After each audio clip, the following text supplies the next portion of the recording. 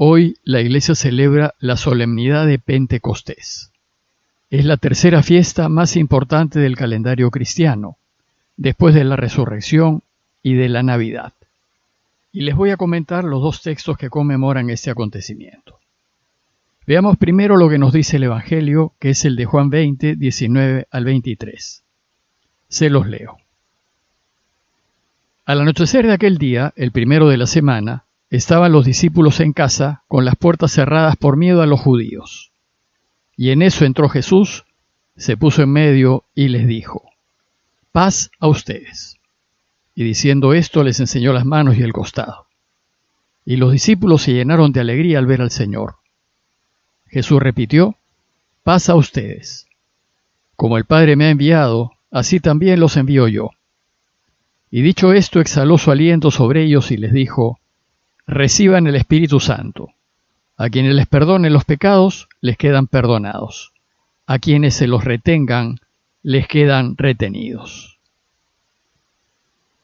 El relato de Juan tiene lugar el mismo domingo de su resurrección, en concreto, al anochecer de aquel día, el primero de la semana.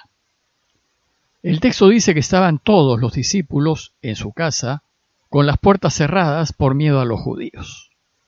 Y en eso, Jesús resucitado se apareció, se puso en medio y les dijo: «Paz a ustedes». Y más adelante, y por segunda vez, repitió lo mismo: «Paz a ustedes». 2 veces Jesús le desea la paz a este grupo asustado de discípulos. Pues esto es lo que siempre hace y quiere Dios: quitar el miedo, dar paz, animarnos. Y luego les enseñó las manos y el costado, las marcas de su crucifixión, a fin de convencerlos de que no estaban viendo un espejismo o una ilusión, sino que era Él, el mismo Jesús, el que vieron muerto un par de días atrás. Entonces dice Juan que ellos se llenaron de alegría al ver al Señor. Después de consolarlos y llenarlos de alegría, el segundo objetivo de las apariciones de Jesús es enviar a los suyos a anunciar la buena noticia del triunfo de la vida.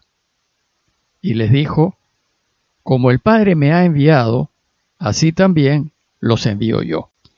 El deseo de Jesús es que su iglesia continúe la obra que Él ha iniciado.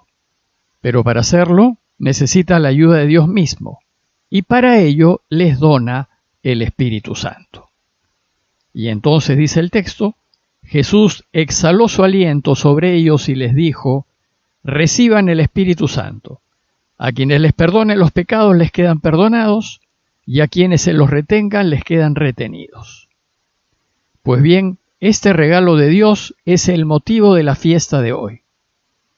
Juan nos dice que Jesús exhaló su aliento. La palabra hebrea es ruaj y significa aliento, pero también significa espíritu, soplo, ánimo.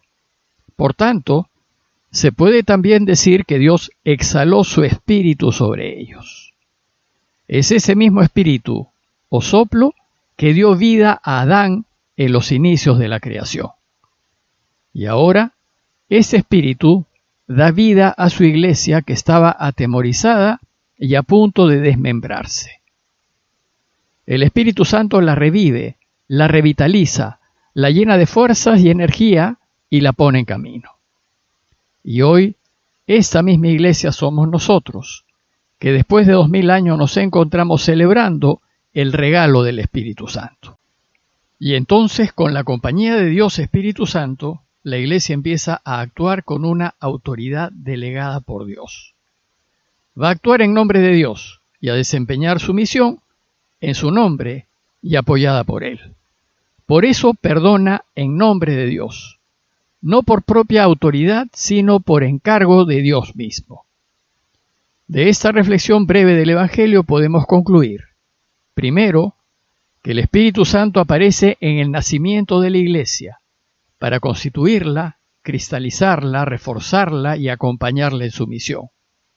Y segundo, que el Espíritu Santo nos es donado para el envío, para que salgamos al mundo entero a contarles a todos la buena noticia de Jesús, la buena noticia del triunfo de la vida sobre la muerte. El Espíritu Santo nos es donado para ayudarnos a hacer lo que hizo Jesús. Nos es regalado para que anunciemos al mundo la buena noticia con valentía y sin miedos, para darnos la fuerza para contarles a todos lo que Dios ha hecho, que ha vencido a la muerte, y ello nos ha asegurado la vida. Para animar a la iglesia y hacerla pasar de la parálisis en la que estaba a la acción y a la vida. Y para que en su caminar la iglesia perdone los pecados o los retenga en nombre de Dios. El otro texto que la iglesia nos propone para celebrar el día de hoy es el de Hechos de los Apóstoles 2, 1 al 11, que dice así. Cuando llegó el día de Pentecostés estaban todos los creyentes reunidos en un mismo lugar. De repente, un ruido del cielo como de viento recio resonó en toda la casa donde se encontraban. Y vieron aparecer unas lenguas como de fuego que se repartían posándose encima de cada uno. Y se llenaron todos del Espíritu Santo y empezaron a hablar en lenguas extranjeras, cada uno en la lengua que el Espíritu le sugería. Se encontraban entonces en Jerusalén judíos devotos de todas las naciones de la tierra. Al oír el ruido, acudieron en masa y quedaron desconcertados, porque cada uno los oía hablar en su propio idioma. Enormemente sorprendidos preguntaban, ¿acaso no son galileos todos esos que están hablando? Y entonces, ¿cómo es que cada uno de nosotros los oímos hablar en nuestras propias lenguas? Entre nosotros hay partos, medos y elamitas. Otros vivimos en Mesopotamia, Judea, Capadocia, en el Ponto y en Asia, en Frigia o en Panfilia, en Egipto o en la zona de Libia, que limita con Cirene. Algunos somos forasteros de Roma, otros judíos o prosélitos, también hay cretenses y árabes, y cada uno los oímos hablar de las maravillas de Dios en nuestras propias lenguas. El libro de los Hechos primero nos dice que era el día de la fiesta judía de Pentecostés. Pentecostés era una fiesta judía que celebraba la entrega de la ley a Moisés. Esta fiesta se celebraba 50 días después de la Pascua judía. Nosotros, los cristianos, 50 días después de la Pascua cristiana, en el día de Pentecostés, no celebramos la entrega de la ley. En su lugar, celebramos la entrega del Espíritu Santo. Celebramos que la ley de Dios, la ley del reinado de Dios, la imprime el Espíritu en nuestros corazones para regir nuestras vidas, según el único mandamiento de Jesús. Amar a Dios por encima de todo lo que queremos y amar a los que tenemos cerca y con quienes nos cruzamos, como nos amamos a nosotros mismos. Hechos también nos dice que los discípulos estaban todos reunidos en el mismo lugar. Seguramente, como dice el Evangelio, estaban encerrados y con miedo. Y luego nos describe los signos extraordinarios de la irrupción de Dios. Y dice, un ruido del cielo como de viento recio resonó en toda la casa donde se encontraban. Vieron aparecer unas lenguas como llamaradas que se repartían posándose encima de cada uno.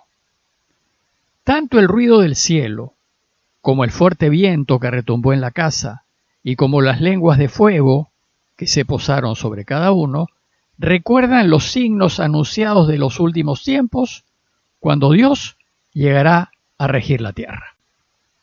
El primer efecto de esta irrupción de Dios es que ellos se llenaron todos de Espíritu Santo y empezaron a hablar en lenguas extranjeras.